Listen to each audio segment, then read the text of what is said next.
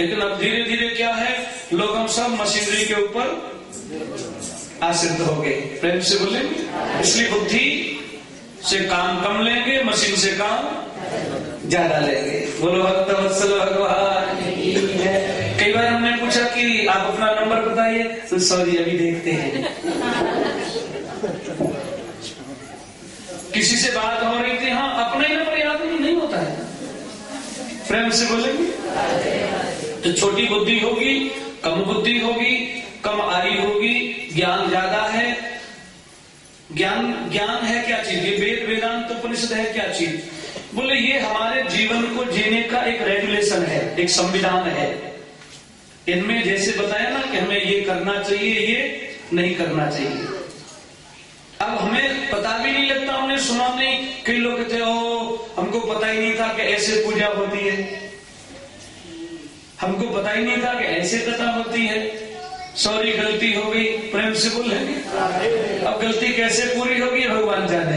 प्रेम से बोलेंगे। है आज हमें बार बार इसलिए उसको रिपीट कर रहा था कि भाभी, जैसे सुनंदा जी ने कहा ना कि भाभी तुम्हें लाला की आंखों में लगा ले काजल पार दूं। प्रेम से बोलेंगे। इसलिए बार बार रिपीट। अब ठाकुर जी कह रहे हैं अगर गलती होगी तो अगली बार के लिए पक्का कर लो। प्रेम से बोलेंगे। हाँ कि अगली बार अगर कथा होगी, और अगर क्या कथा तो होगी, अगर मगर क्या है इसमें? अगर मगर कुछ नहीं है तुम्हें। प्रेम से बोलेंगे। तो अगली बार जब कथा होगी तो इस बार तो हमारी मंदिर कमेटी ने, हमारे आचार्यों ने, पुजारियों ने, हमने भी आप लोगों को कहा है, इसलिए कि आपको पता नहीं था। अब जिन जिनको पता लगा है, समझ आ रही है, तो अगली बार भी अपना पहले से यहाँ नाम लिखाएं, पहले से अपनी सारी व्यवस्था बनाएं, ताकि अब कई लोग कहेंगे यजमान बने पर मिला क्या हमको। प्रेम से बोलेंगे। समझना जरा, यजमान आप बने, आपने सेवा भी दी, यहाँ कथा सुनी, पूजा की, मिला क्या? भगवान जो देता है वो कभी दिखा के नहीं देता। प्रेम से बोलेंगे। सबसे बड़ा तो आपको यही मिला कि भगवान ने आपको ऐसी बुद्धि दी, आपका मनोबल बढ़ा, आपने जीवन में निर्णय ले लिया कि हमने परीक्षित बनना है। और क्या चाहिए? प्रेम से बोलेंगे। इसके अलावा और क्या चाहिए? तो भगवान की कथा में आप परीक्षित बन करके, परीक्षित बनने का तात्पर्य है कि आपने अगर संकल्प ले लिया तो आप कथा सुनने नहीं भी आएंगे, तो भी ये जो यहाँ व्यासपीठ से कथा हो रही है, इस कथा का फल आपके खाते में, बोल दीजिए जरा। एक माता जी कह रही थी हम कथा में आ नहीं सकते, इसलिए हम परीक्षित बन नहीं सकते। समझने की बात है कि हम कथा में आ नहीं सकते, इसलिए परीक्षित। आपके नाम से यदि संकल्प हो गया, प्रेम से बोलेंगे, ये जो कथा है ना, ये कथा यहाँ से आपका नाम, आपका गोत्र, आपके पतिदेव का नाम, आपके परिवार का नाम लिख करके भगवान के चरणों में अर्पित की जा रही है। समझना जरा। इसलिए आपकी हाजिरी जब प्रभु के पास लग चुकी है, तो आप कथा सुनने के लिए नहीं भी आएंगे तो भी फल तो आपको मिलेगा। कई लोग कहेंगे ठीक है, फिर अगली बार हम संकल्प लेके और शामिल तो हो जाएंगे, पर कथा सुनने के लिए अच्छा आना इसलिए जरूरी है। अगर आपको रस भी चाहिए तो आइए, भाई नहीं आओगे तो फल मिल जाएगा, आओगे तो फल भी मिलेगा। और बोल दो जरा, दोनों हाथों में लड्डू। एक कहावत है ना कि दोनों हाथों में लड्डू, फल भी मिलेगा और रस भी मिलेगा। बोलो भक्त वत्सल भगवान।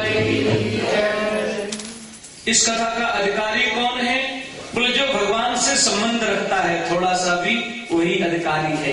पिबत भागवतम रसमालयम मुहुरहो रसिकाः भुवि भावुका। अरे पृथ्वी के रसज्ञो। कई लोग कहते हैं हम तो 4 साल से सुन रहे हैं, अब क्या जरूरत है? बोलो स्नान जो आप घर में जाके साबुन लेते हो, दिन में कितनी बार ले लेते हैं? थोड़ी सी थकावट हुई, अरे सवेरे तो नहीं, शाम को नहाने की क्या जरूरत है? कल तो स्नान किया था, अब स्नान करने की जरूरत क्या है? अरे कल तो प्रीत भोज लिया ही था, है? आज क्या जरूरत है? जैसे ऐसे शरीर को स्वच्छ बनाने के लिए स्नान भी करना जरूरी है। इसको पुष्ट बनाने के लिए समय समय पर खाना पीना भी लेना जरूरी है। ऐसे ही अंतरंग पावर को बढ़ाने के लिए समय समय पर संकल्प लेकर के भगवान का पूजन भी करना चाहिए, चौकी भी करानी चाहिए, अखंड रामायण के पाठ भी कराने चाहिए और यजमान बन के, परीक्षित बन के भागवत जी की कथा भी सुननी चाहिए। प्रेम से बोलेंगे? बात समझ में आई?